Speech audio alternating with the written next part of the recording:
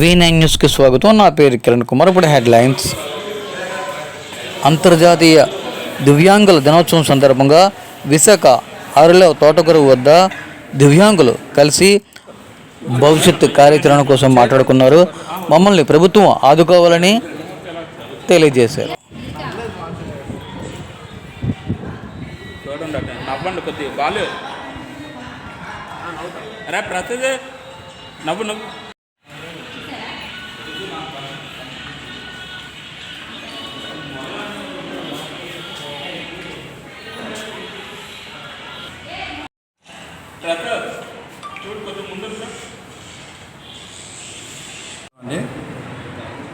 దివ్యాంగుల సేవా సంఘం అధ్యక్షుడు ఉమ్మి రామరాజు నా పేరు. గత 2021 నుంచి ఇప్పుడు 24 వరకు గత 4 సంవత్సరాలు పెట్టి కూడా ఈ దివ్యాంగుల సేవా సంఘం సందర్భంగా ఎన్నో కార్యక్రమాలు చేస్తూ, నిత్యావసర సరుకులు ఇస్తూ, అన్నదాన కార్యక్రమాలు చేస్తూ, ఎవరికి ఏ ఇబ్బందులు ఉన్నా అది ఆ సమస్యలు ఇంటికి వెళ్ళి సమస్యలు సమకూర్చి ఈ యొక్క సంఘం తరపు నుంచి మేము అందరం కూడా న్యాయం కూర్చున్నామని ఈ సభగా కోరుకుంటూ ఇట్లు దివ్యాంగ సేవా సంఘం అధ్యక్షుడు ఉమ్మి రామరాజు.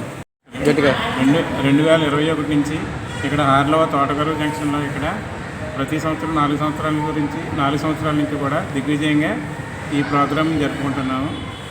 ఇక్కడ ప్రతి ఆగస్టు 15కి ప్రతి పండుగలకి నిత్యావసర సరుకులను ఇవ్వటం జరుగుతుంది. ఇలా చాలా కార్యక్రమాలు అవి దిగ్విజయంగా జరుగుతుంది. శుభాకాంక్షలు. దినోత్సవానికి ఇచ్చేసిన వారందరికీ శుభాకాంక్షలు. మేము 2011 నుంచి 2021 నుంచి ఇది రన్ చేస్తున్నాము.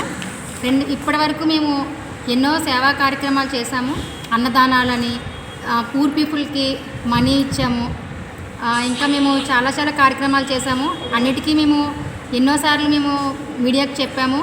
కాకపోతే మా దివ్యాంగుల సేవా సంఘానికి ఫుల్ సపోర్టు మీ మీడియా నుంచి రావాలని మేము కోరుకుంటున్నాము. సో మీ ద్వారా ఏదైనా సాధ్యమైనంత వరకు మాకు హెల్ప్ చేశారంటే మా ద్వారా అవ్వలేనివి కూడా మీ ద్వారా మేము చేసి చూపిస్తాము. మేము కోరుకున్నది ఒకటే మీడియా వాళ్ళకి చెప్తున్నాము. మీడియా అందరూ కూడా మాకు సపోర్ట్ చేయాలి. దివ్యాంగుల సేవా సంఘం తరపున ఎంతోమందికి సేవ చేయాలని మా ఉద్దేశము. మా లాంటి వాళ్ళందరూ చాలామంది ఉన్నారు ఇక్కడ. దాదాపు 300 మంది వరకు ఇక్కడ ఉన్నారు. వాళ్ళందరికీ కూడా ఏ విధమైన సహాయం చేయాలన్నా మా దగ్గర ఉండవలసింది మనీ.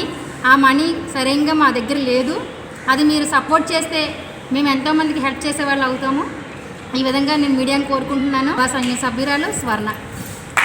గౌరవనీయులైన సీఎం గారికి, చంద్రబాబు నాయుడు గారికి, డిప్యూటీ సీఎం పవన్ కళ్యాణ్ గారికి మేము అభినందనలు తెలుపుకుంటున్నామండి. నేను ముఖ్యంగా చెప్పదలుచుకుంది ఏంటంటే, హౌస్ సోర్సింగ్ ఉద్యోగులకి పెన్షన్ తీయడం ఎంతవరకు కరెక్ట్ అండి? 15,000, 14,000, 12,000 జీతం ఉన్న వాళ్ళకి పెన్షన్ తీస్తారు. ఇంట్లో ఉన్న ఎవరికైనా కరెంటు బిల్లు ఎక్కువ వస్తే వాళ్ళకి రేషన్ కార్డు తీస్తారు, సో పెన్షన్ కూడా తీస్తారు. ఇది కరెక్ట్ కాదండి.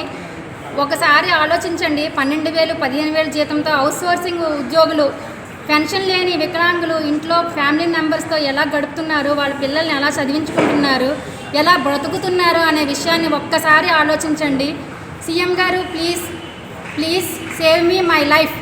ఇంకోటి ఏంటంటే, ఎక్కడో కొండ మీద ఇస్తున్నారు అందరికీ ఇల్లులు. అది కరెక్ట్ కాదండి. చాలామంది కొండలెక్కి దిగి చాలా ఇబ్బందులు చనిపోయే స్థితి మేము చూసాము. అలాంటి స్థితి మీ వరకు తెలియదండి. దయచేసి మేము చెప్తున్నాం ఏంటంటే, కొండ కింద, కొండ పైన ఇలా కాకుండా దివ్యాంగులు నడిచి వెళ్ళే దారి, వాళ్ళ బండి ఏదైతే ఉందో అది వెళ్ళాలి. అది వెళ్ళినంత వరకు రోడ్డు వేసేలాగా ఉండాలి. అలాంటి దగ్గర వాళ్ళ కింద ఫ్లోర్లో వాళ్ళకి ఇల్లు ఇవ్వాలని నేను కోరుకుంటున్నాను.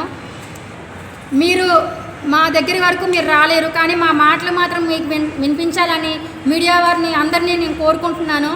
దయచేసి దివ్యాంగుల సేవా సంఘం తరపు నుంచి నేను మాట్లాడుతున్నాను. మా అందరి తరపున మీకు కృతజ్ఞతలు చెప్పుకుంటామండి.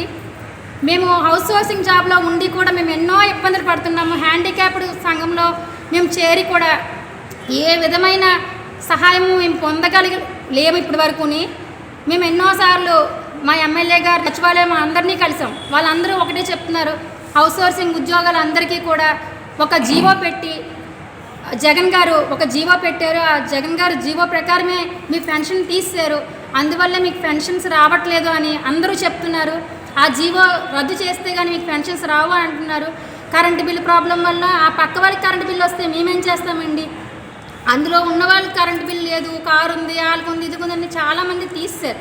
అందరూ తిరిగి ఇంకా అలసిపోయి ఇంక ఏం చెయ్యలేని దిక్కు తోచని స్థితిలో మీకు చెప్పుకుంటున్నాం. సీఎం గారు ప్లీజ్ మా సమస్యల్ని మీరు తీరుస్తారని మేము మనస్ఫూర్తిగా కోరుకుంటున్నాం. మా మాట ఎట్టి పరిస్థితుల్లోనైనా వినండి, మా మాటలు మీ వరకు చేరాలని మేము ఈ మీడియా ద్వారా మేము కోరుకుంటున్నాం. ప్లీజ్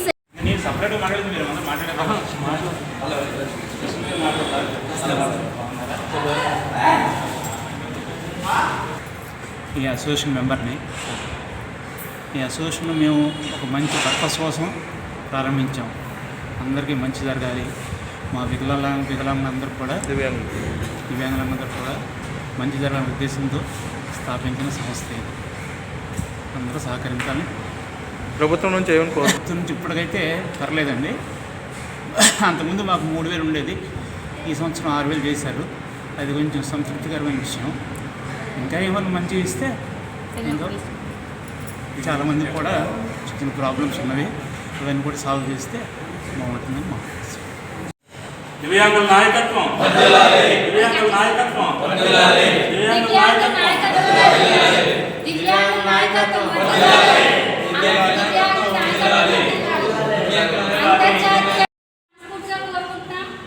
అంతర్జాతీయ